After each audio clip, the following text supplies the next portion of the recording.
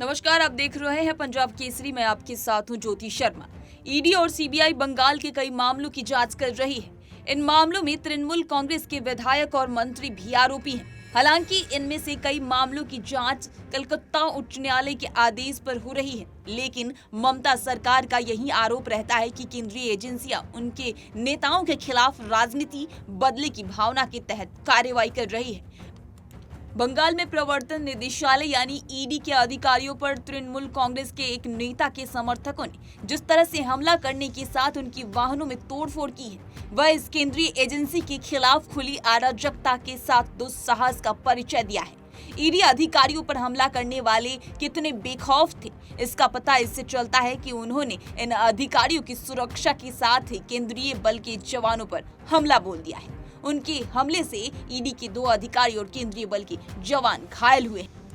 इसी बीच केंद्र की ओर से ईडी के इस्तेमाल पर सीपीआईएम के नेता सुभाषनी अली ने कड़े शब्दों में निंदा किया है। उन्होंने कहा कि आगामी चुनाव को देखते हुए भाजपा अपनी विपक्षी पार्टियों को निशाना बना रही है। हालांकि उन्होंने ईडी पर हुए हमले की सरासर गलत बात बताई है। उन्होंने कहा कि कोलकाता में ईडी के अधिकारियों पर हुए हमले सही नहीं है। आइए जानते हैं क्या कुछ कह रही हैं सीपीआईएम के नेता सुभाषनी अली। ये जो ईडी इस तरह से काम कर रही है, हालांकि मैं ये नहीं कहती कि उनके ऊपर हमला करना सही था गलत था। पश्चिम बंगाल का क्या मामला है वो भी मुझे मालूम नहीं है, लेकिन ये बात सही है कि जिस तरह से ईडी का इस्तेमाल केंद्र सरकार कर रही है, एक तो तमाम विपक्ष के नेताओं के खिलाफ उसका इस्तेमाल करना, उनको जेल भेजना। ऐसा लगता है कि केंद्र सरकार को जो चला रहे हैं वो आने वाले चुनाव से कुछ डरे हुए हैं, इसीलिए सारे विपक्षी नेताओं पर ईडी का केस लगा करके उनको जेल भेजने का काम उन्होंने शुरू कर दिया है।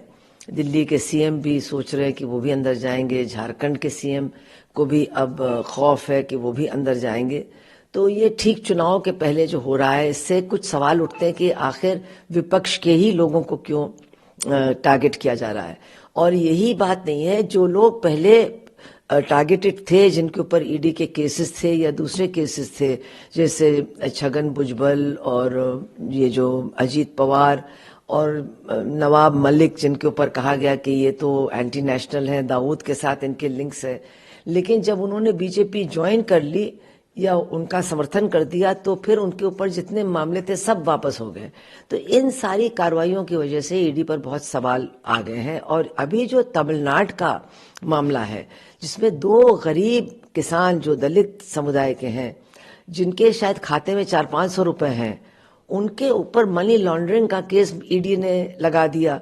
उनकी कई पेशियां हुई, उनके वो बिल्कुल दिवालिया हो गए पेशियों को अटेंड कर करके। और उनका दरअसल कोई झगड़ा है कोई बीजेपी के नेता के साथ, जो उनकी जमीन को हड़पने की कोशिश कर रहा है। और लगता है कि उसने अपने प्रभाव का इस्तेमाल किया है ईडी को इनके खिलाफ लगा देने के लिए। और खबरों का सिलसिला लगातार जारी है। देखते रहिए पंजाब केसरी। नमस्कार।